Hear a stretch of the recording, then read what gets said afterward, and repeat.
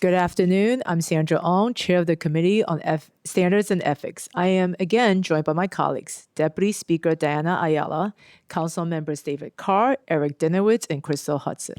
Because it was necessary for the committee to discuss confidential personnel issues in conjunction with the pending disciplinary matter, the committee voted to move into executive session pursuant to Section 105 of the Public Officers Law.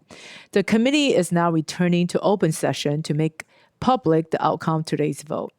After an independent investigation conducted by special counsel retained by the committee to investigate the conduct of Council Member Ina Vernikov October 12, 2023, the committee voted to not open the matter against Council Member Vernikov for her conduct during the public assembly on October 12, 2023.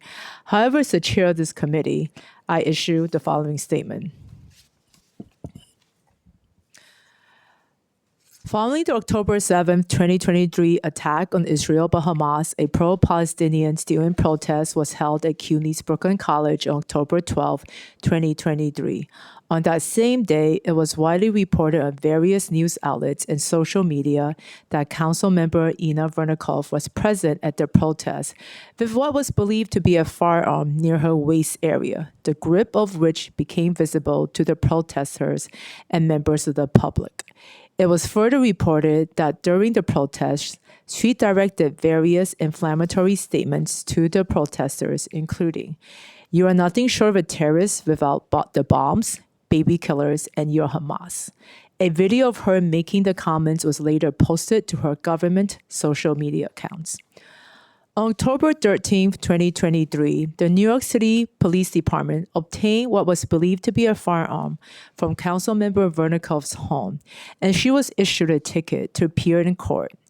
October 26, 2023, the Brooklyn District Attorney charged her with felony criminal possession of a weapon in a sensitive location under Penal Law Section 265.01e. 1. For allegedly bringing a firearm to a gathering of individuals collectively expressing their constitutional rights to protest or assemble. On November 17, 2023, the Brooklyn District Attorney's Office dismissed the charge against her, stating that the firearm was missing the spring recoil assembly, rendering it inoperable. After receiving numerous complaints on March 11, 2024, this committee voted to authorize independent investigation into the circumstances surrounding City Council members Vernikov's conduct at the public assembly. At the conclusion of this investigation, she was given several opportunities to apologize for her conduct, including taking accountability for her presence at the protest with a firearm, the grip of which might become visible to the protesters and other members of the public, and the chilling effect that such presence may have had on their First Amendment rights. However, to date, she has failed to offer an apology to the satisfaction of the majority of the members of this committee. While the Standards and Ethics Committee unanimously voted today not to open a matter against Councilmember Vernikov for her conduct during the public assembly, as chair of this committee, it is incumbent upon me to speak on behalf and express the majority's deep disappointment with Councilmember Vernikov's conduct on October 12, 2023.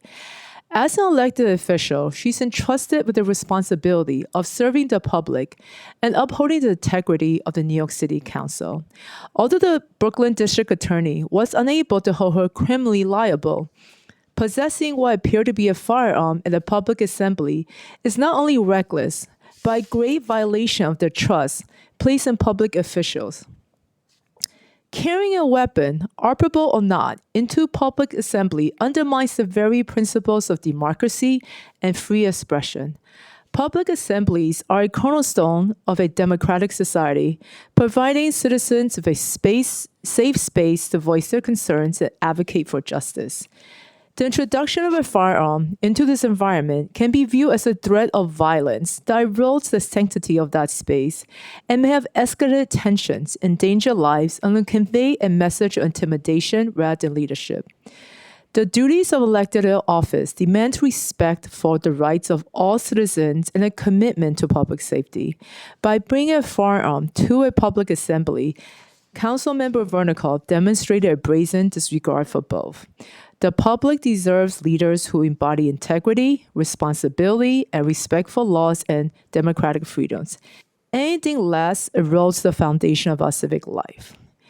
And now I'd like to turn it over to Councilmember Hudson to make her statement. Thank you so much, Chair Ung, for the opportunity to provide a brief statement. As members of the City Council, we represent not only our constituents, but also the government of the City of New York. As such, New Yorkers hold us to a higher standard of decorum, and we have a duty to hold ourselves to that standard.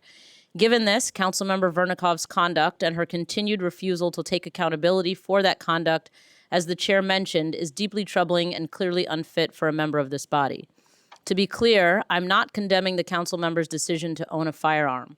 She holds a New York State concealed carry permit and is legally allowed to carry one on her person in accordance with the terms of federal and state law. If she had decided to bring her firearm to a non-sensitive area, we would have never conducted this extensive investigation. However, following the U.S. Supreme Court's decision in Brune, New York State passed regulations prohibiting firearms in certain sensitive locations, such as, quote, any gathering of individuals to collectively express their constitutional rights to protest or assemble, end quote. As an elected official in the city of New York, a permitted gun owner, and an attorney admitted to the New York State Bar, it is highly doubtful Councilmember Vernikov would not be fully aware of these limitations. Limitations she made a conscious decision to disregard when she attended a nonviolent student protest with her concealed firearm, and a protest about one of the most politically and emotionally charged issues of the last few years, a protest at which she knew she held opposite beliefs of the young people protesting. As we live through a time of extreme divisiveness, it is even more important that we as elected officials set an example for our constituents. We can hold differing opinions and disagree passionately, but those disagreements must never be accompanied by the specter of violence, especially gun violence. We must ensure New Yorkers can engage in their First Amendment rights in a peaceful and respectful manner. I would also be remiss not to name the reality of what happened that day and what could have happened should Councilmember Vernikov look more like me. If I or any of my black and brown colleagues had shown up to a campus protest with a visible firearm, it is hard to imagine the situation unfolding without immediate police intervention or serious incident. Yet Councilmember Vernikov was able to attend the protest, return home safely, and was only approached by the NYPD days later with her attorney present. This disparity matters, and it cannot be ignored. As elected officials, we carry a responsibility to conduct ourselves in ways that respect the safety and well-being of our constituents and preserve our democratic process. It is my sincere hope that Councilmember Vernikov has come to better understand this as a result of this ordeal, and that this committee will not be called upon to address a case like this again. And lastly, I'd like to apologize to all of the people who were impacted, who were traumatized from this experience, because I know they will not get that from Councilmember Vernikov. Thank you. Thank you, Councilmember Hudson. And now I'd like to turn it over to Councilmember Carr. Thank you, Chair. While I support today's decision, I must respectfully disagree with the accompanying statement. Since the events of October 12, 2023, Councilmember Ina Vernikov has never been found to engage in any criminal wrongdoing, and any charges previously levied against her were dropped after a thorough law enforcement investigation. There is also no evidence to suggest that Councilmember Vernikov intentionally displayed a firearm while at this protest, or that she intended to threaten or intended to cause any concern whatsoever in the protesters or other attendees by her presence.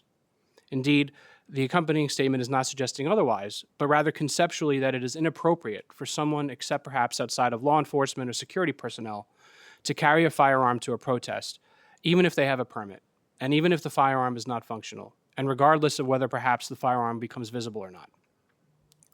Councilmember Vernikov and many other New Yorkers have concealed carry permits for registered firearms for a number of legitimate ends, but in large part for the purpose of self-defense. Does the need that motivates concealed carry permit holders end because the New York State Legislature decides that it does, simply by deeming any public gathering under our right of assembly too sensitive for legal possessors of firearms to attend while carrying? Ironically, such a standard would prevent a legal gun owner from exercising their Second Amendment rights while attending a First Amendment protected rally in favor of those same 2A rights. Are our rights more secure when legislative enactments seek to pit those rights we have under one part of the Constitution against those we possess according to another? On the contrary, the text of the Second Amendment makes clear the framers' belief that an individual right to legal gun ownership is a necessary condition for the other freedoms we are so blessed to enjoy. It is based on this concept and the case of Wolford v. Lopez, now pending before the Supreme Court of the United States, that I believe restrictions like this that we have here in New York may not endure judicial scrutiny. I agree with my colleagues that we as elected officials should be held to a higher standard, but I also believe strongly that elected officials enjoy the same rights as our fellow Americans. Given that there's been no wrongdoing, either criminally or more generally by Councilmember Vernikoff, I agree that this is not a matter that warrants further review or consideration by this committee, but I cannot join today's statement. Thank you.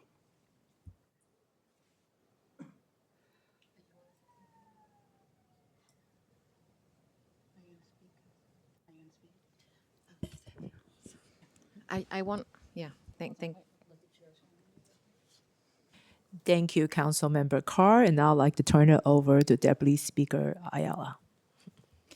I think that the statement that we all agreed to give was a unanimously agreed upon release, and I just want to align myself with Councilmember Hudson's remarks. Had this situation played out differently, had it been, a member of color, this whole scenario could have been very differently. I believe that Councilmember Vernikoff is smart enough to know that you should never carry a gun on school premises, that it is illegal to do so. She's a lawyer. She should know that. There's no excuse for not knowing that. But I think that, to me, the most insulting part of all of this is the resistance to issue a simple apology and say, I should not have walked into that space with a gun that day. And so, as Councilmember Hudson said, I also would like to issue an apology because I find it appalling, and I think that everyone that was there that day is owed an apology. Thank you.